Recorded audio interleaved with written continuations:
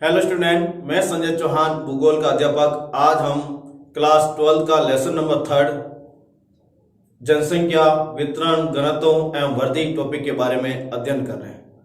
बच्चों, हमारा ये जो टॉपिक है काफी लंबा हो गया। आज हमारा जो ये टॉपिक है जो जनांकी संक्रमण सिद्धांत है, जनांकी संक्रमण सिद्धांत है, जिसमें हम पढ़ेंगे कि जनांकी संक्रमण सिद्धांत का प्रयोग किसमें किया जाता है, जनांकी संक्रमण सिद्धांत की परिभाषा क्या है और इनकी अवस्थाएं कौन सी है। इससे पहले जो हमने वीडियो पढ़ा था उसके अंदर हमने जनसंख्या वृद्धि के क्या कारण हैं उनके बारे में पढ़ा, जनसंख्या वृद्धि से उत्पन्न होने वाली समस्याएं कौन कौन सी हैं उनके बारे में पढ़ा, और जनसंख्या वृद्धि के समाधान कैसे किया जा सकता है उनके बारे में पढ़ा। बच्चों, आज का जो टॉपिक है जनांकी संक्रमण सिद्धांत अति महत्वपूर्ण है। यह 3 नंबर के सवाल के रूप में भी पुटअप किया जा सकता है और इस सवाल के अंदर से एक एक नंबर के सवाल भी पुटअप किए जा सकते हैं। इसलिए इस टॉपिक को 1 नंबर और 3 नंबर के ध्यान में रखते हुए अति महत्वपूर्ण माना गया। तो बच्चों, हम शुरू करते हैं जनांकी संक्रमण सिद्धांत।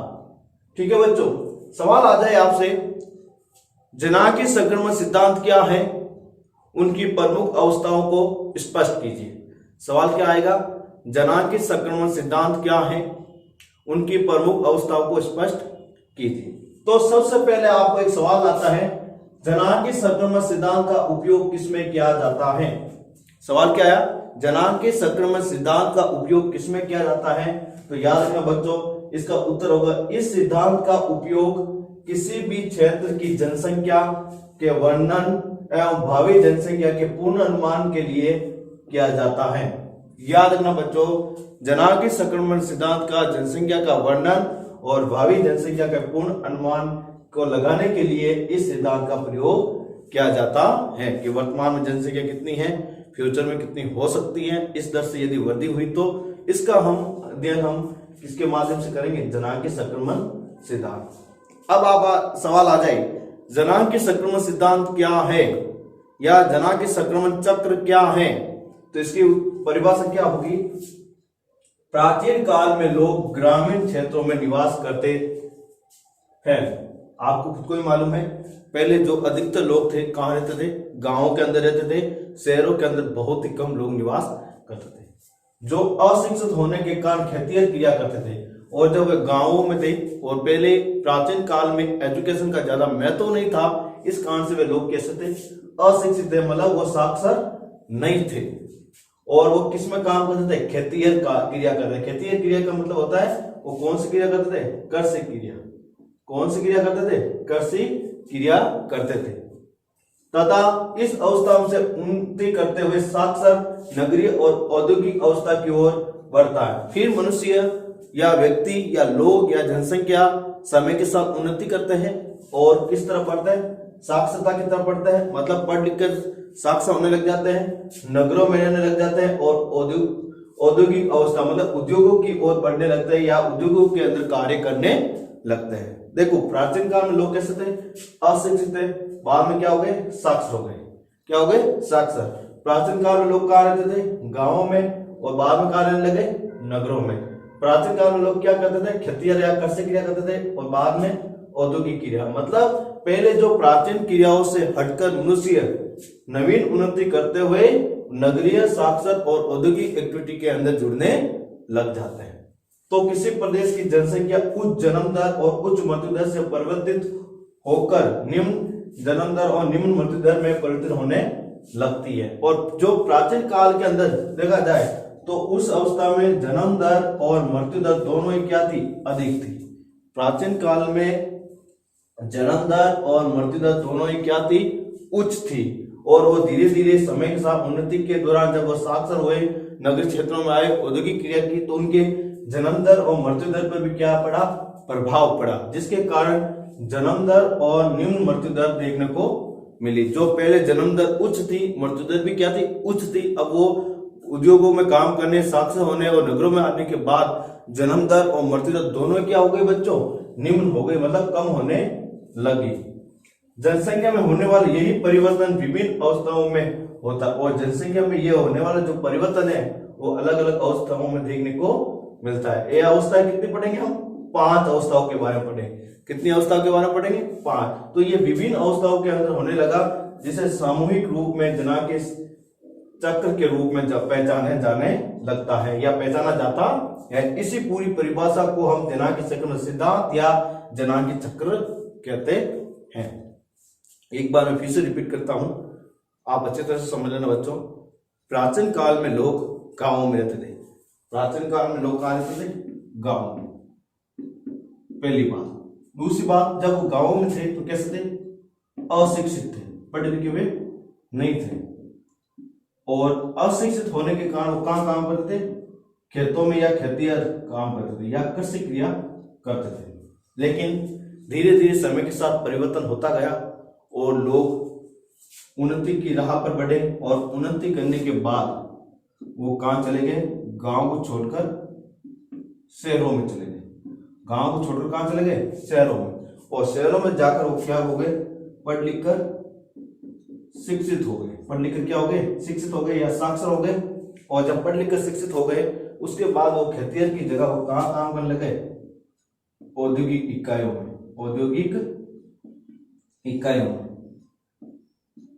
औद्योगिक इकाइयों के अंदर जब वे गांवों में रहते थे, उस समय यहाँ की जन्म और मृत्यु दर दोनों ही क्या थी? उच्च थी। जब वो गांवों में रहते थे उस समय जन्म दर और मृत्यु दर दोनों ही क्या थी? उच्च थी। लेकिन जब ये शहरों के अंदर चले गए तो उनकी जन्म दर व मृत्यु दर दोनों में परिवर्तन आया, और ये दोनों क्या हो गई? निम्न हो गई। और इन्हीं अवस्था को हम अलग अलग रूपों में जानेंगे, जिसे हमने क्या कहा? जनाकी संक्रमण चक्र या सिद्धांत के नाम से जानते हैं। तो बच्चों, आपको मालूम हो गया होगा जनाकी संक्रमण सिद्धांत का उपयोग किसमें किया जाता है, जनाकी संक्रमण की परिभाषा क्या है। एक शब्द आया इसमें, साक्षर या शिक्षित शब्द, जिसे साक्षरता से लिया जाता है। साक्षरता से लिया जाता है। साक्षरता का अर्थ होता है 7 वर्ष से अधिक आयु वाले बच्चे जब अपनी मातृभाषा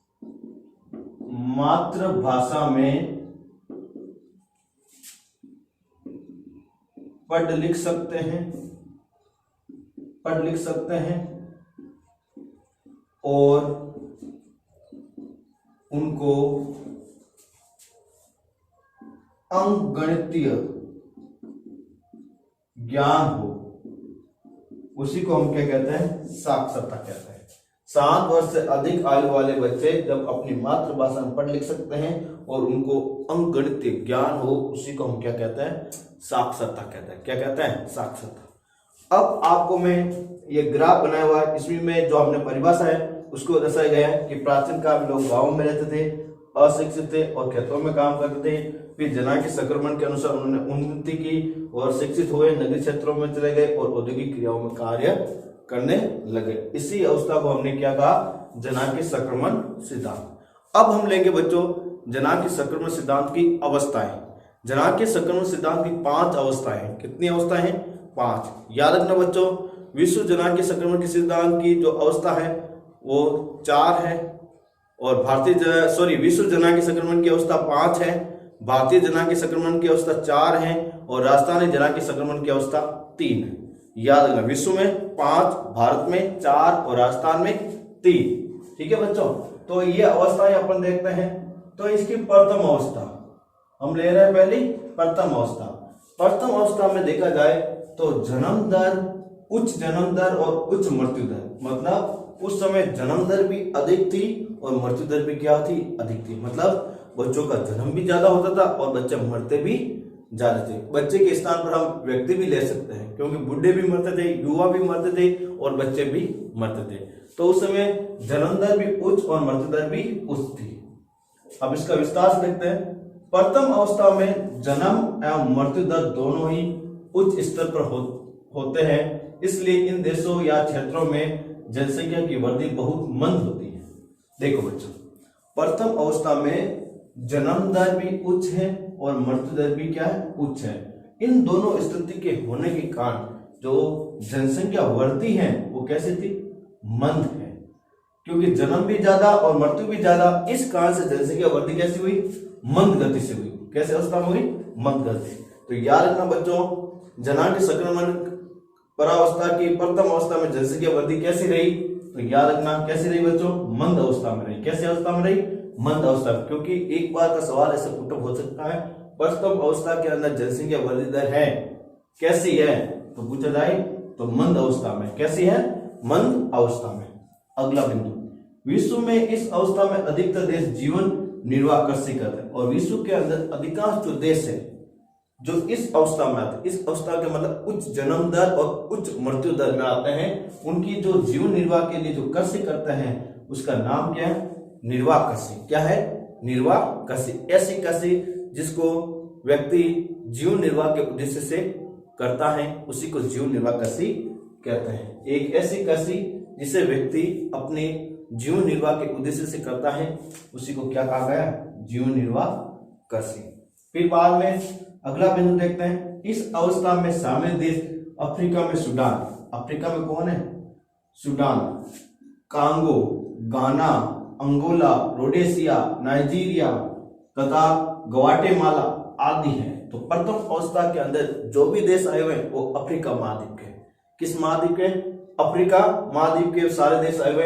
अफ्रीका महाद्वीप का सूडान अफ्रीका महाद्वीप का सबसे बड़ा भाग है या देश है। अफ्रीका महाद्वीप का सबसे बड़ा देश कौन सा है, सूडान है। फिर कांगो है, घाना है, अंगोला है, रोडेशिया है, नाइजीरिया है और ग्वाटेमाला है। ये सब के सब कौन सी अवस्था में आते हैं, प्रथम अवस्था के अंदर आते हैं। तो याद रखना, प्रथम अवस्था के अंदर अधिकांश कौन से महाद्वीप के देश आते हैं, तो अफ्रीका महाद्वीप के आते हैं। कौन से देश है, तो सूडान, कांगो, घाना, अंगोला, रोडेशिया, नाइजीरिया और ग्वाटेमाला है। तो याद रखना बच्चों। अब हम लेते हैं द्वितीय अवस्था। कौन सी अवस्था, द्वितीय अवस्था। उच्च जन्म दर, मृत्यु दर उच्च परंतु गिरती हुई।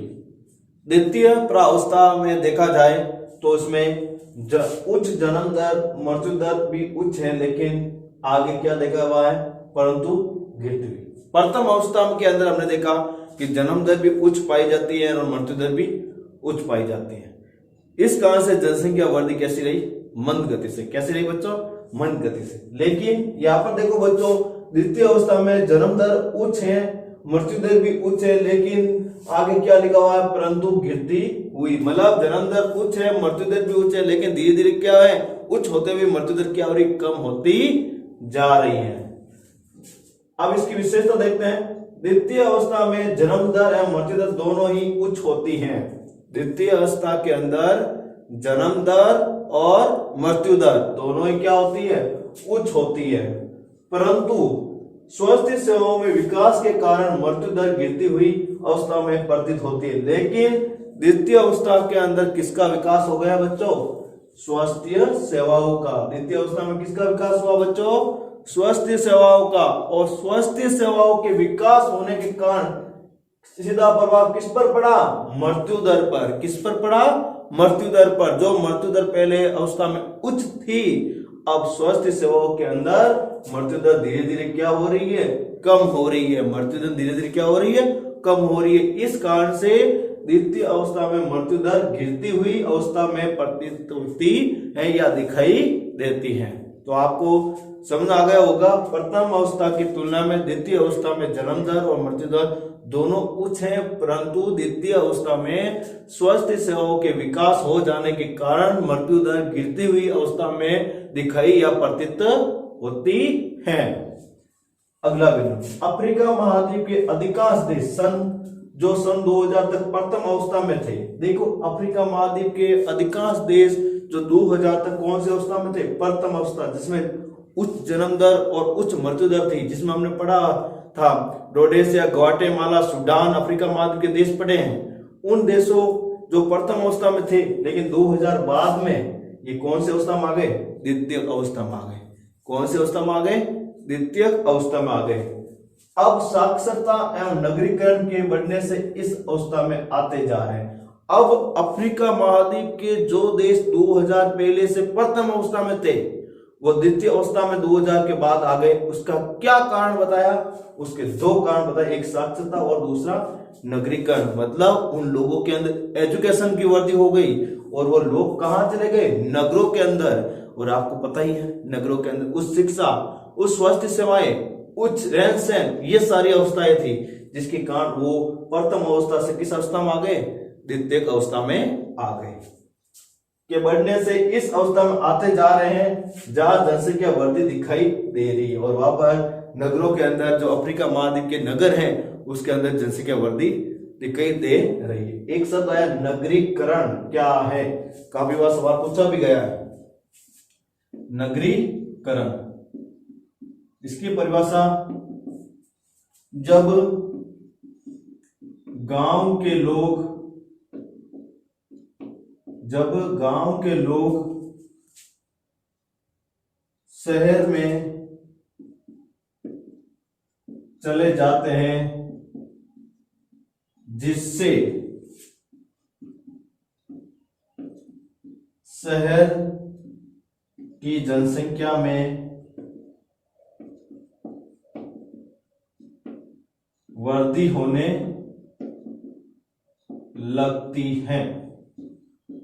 जब गांव के लोग शहर में चले जाते हैं जिससे शहर की जनसंख्या में वृद्धि होने लगती है, उस अवस्था को हम क्या कहते हैं बच्चों? नगरीकरण। क्या कहते हैं बच्चों? नगरीकरण। तो आपको मालूम हो गया कि अफ्रीका के अंदर किसकी वृद्धि हुई? साक्षरता और नगरीकरण के कारण। इस कारण से जो देश 2000 से पहले प्रथम अवस्था में थे अब वो कौन सी अवस्था में आ गए? द्वितीय अवस्था में आ गए। अब है तीसरी अवस्था, उच्च जन्म दर, मध्यम मृत्यु दर। जन्म दर तो उच्च ही है लेकिन मृत्यु दर गिरती हुई धीरे कहां तक पहुंच गई? तृतीय अवस्था में, मध्यम तक पहुंच गई, ना ज्यादा ना कम, बीच की अवस्था में। तृतीय अवस्था में उच्च जन्म दर एवं मृत्यु दर मध्यम होती है। देखो बच्चों, तृतीय अवस्था में उच्च जन्म दर और मृत्यु दर कैसी होती है? मध्यम अवस्था। जन्म दर तो अभी तक उच्च ही है लेकिन मृत्यु दर धीरे धीरे कम होती हुई कहां पर आ गई? मध्यम अवस्था तक आ गई। अतः जनसंख्या में तीव्र गति से वृद्धि हुई। अब देखो जन्म दर तो वैसे की वैसी है, मृत्यु दर क्या हो रही? कम हो रही है, जिसके कारण जनसंख्या में क्या हो रही है? अचानक तेजी से साथ वृद्धि हो रही। अचानक तेजी से क्या हुई? जनसंख्या में वृद्धि हुई। तो याद रखना तृतीय अवस्था के अंदर जनसंख्या वृद्धि तेजी से बढ़ने लगी। भारत के सभी उत्तरी राज्य, जैसे उत्तरी भारत के जो राज्य है जैसे उत्तर प्रदेश है, बिहार है, झारखंड है, ये हमारे पंजाब है, हरियाणा है, ये सारे राज्य, पाकिस्तान, अफगानिस्तान, नेपाल इस वर्ग के अंदर शामिल। इसके अलावा जो पाकिस्तान देश है वो भी तृतीय अवस्था में आता है, अफगानिस्तान है और तृतीय अवस्था के अंदर आता है, नेपाल भी तृतीय अवस्था के अंदर आता है। इनका जो बच्चों मानचित्र है हम बाद में बनाकर बताएंगे आपको। चौथी अवस्था, कौन सी अवस्था? चौथी अवस्था। अब चौथी अवस्था में क्या है? मध्यम जन्म दर। अब जन्म दर क्या हो गई? कम हो गई। मध्यम जन्म दर और निम्न मृत्यु दर। जन्म दर मध्यम हुई और मृत्यु दर क्या हो गई? निम्न हो गई। निम्न का मतलब है बच्चों कम हो गई। अब इसमें देखिए चतुर्थ अवस्था में जन्म दर मध्यम और मृत्यु दर क्या हो गई? निम्न। तो याद रखना चतुर्थ अवस्था में जन्म दर कैसी है? मध्यम अवस्था की है और मृत्यु दर कैसी है? निम्न अवस्था की है। विश्व के न्यूजीलैंड है, ऑस्ट्रेलिया है, चिली है, अर्जेंटीना है, संयुक्त राज्य अमेरिका है, मलेशिया है, थाईलैंड है, चीन है और बांग्लादेश है। ये सभी के सभी जो देश है वो कौन सी अवस्था में आते हैं? चतुर्थ अवस्था में आते हैं। कौन से अवस्था में आते हैं? चतुर्थ अवस्था के अंदर आते हैं। तो आपने देखा बच्चों प्रथम अवस्था के अंदर जन्म दर उच्च और मृत्यु दर भी उच्च, द्वितीय अवस्था के अंदर जन्म दर उच्च और मृत्यु दर उच्च परंतु गिरती हुई, तृतीय अवस्था में जन्म दर उच्च और मृत्यु दर मध्यम अवस्था, और फिर चतुर्थ अवस्था में मध्यम जन्म दर और निम्न मृत्यु दर, और पांचवी अवस्था के अंदर देखते हैं निम्न जन्म दर और निम्न मृत्यु दर। अब 5 अवस्था में जन्म दर भी क्या हो गई, निम्न हो गई, और मृत्यु दर भी क्या हो गई, निम्न हो गई। मतलब दोनों के दोनों क्या हो गए, निम्न हो गए। अब इसका देखो विस्तार देखते हैं। पहला, पंचम अवस्था में जन्म दर और निम्न मृत्यु दर होती है। पंचम अवस्था में निम्न जन्म दर भी होती है और निम्न मृत्यु दर भी होती है। अब आप बताइए, दोनों निम्न होंगे तो जनसंख्या क्या हो जाएगी, घट जाएगी। घट जाएगी मतलब कम हो जाएगी। तो याद रखना, जिस देश के अंदर जन्म दर भी निम्न है और मृत्यु दर भी निम्न है, वहां की जनसंख्या क्या हो जाएगी, कम हो जाएगी। याद रखना, इसी अवस्था में जनसंख्या घट जाने का भय होता है, और पंचम अवस्था के अंदर जन्म दर कम होने का भय होता है, जनसंख्या कम होने का खतरा होता है। मतलब जनसंख्या माइनस में भी जा सकती है, ऋणात्मक जनसंख्या वृद्धि हो सकती है। कौन सी अवस्था में, पंचम अवस्था में। पश्चिमी यूरोप के सभी देश तथा जापान वर्ग में पहुंच चुके हैं, और अपन पंचम अवस्था के जो घटती हुई जनसंख्या की जो दर है, उस अवस्था के अंदर यूरोप के जो पश्चिमी राष्ट्र हैं, यूरोप महाद्वीप के पश्चिमी राष्ट्र हैं और जापान है, उन देशों के अंदर जनसंख्या ऋणात्मक दर्ज की जाती है। जनसंख्या वृद्धि किसमें दर्ज की जाती है, ऋणात्मक। तो याद रखना, पश्चिमी यूरोपीय राष्ट्र और जापान के अंदर जनसंख्या हमेशा ऋणात्मक दर्ज की जाती है। तो क्वेश्चन भी आ सकता है बच्चों कि विश्व के ऐसे कौन से देश है जहां जनसंख्या ऋणात्मक दर्ज की जाती है, तो पश्चिमी यूरोपीय राष्ट्र और जापान के अंदर, पश्चिमी यूरोपीय राष्ट्र और जापान के अंदर। इस अवस्था में आने पर राष्ट्रों की मानव शक्ति का दुर्बल हो जाता है, और जब जनसंख्या ऋणात्मक होती है तो उस देश के अंदर युवा जनसंख्या कम और वृद्ध या बुढ़ी जनसंख्या क्या हो जाती है, अधिक हो जाती है। और जब बुढ़ी जनसंख्या अधिक होगी तो उस देश के अंदर मानव शक्ति का क्या होगा, ह्रास होगा, दुर्बलता आ जाएगी। जितने युवा लोग कार्य कर पाते हैं, जितनी सोचने की क्षमता युवा में होती है, उतनी बुढ़ों के अंदर नहीं पाई जाती है। तो इस तरह आपने देखा बच्चों, जनांगीय संक्रमण की 5 अवस्थाएं।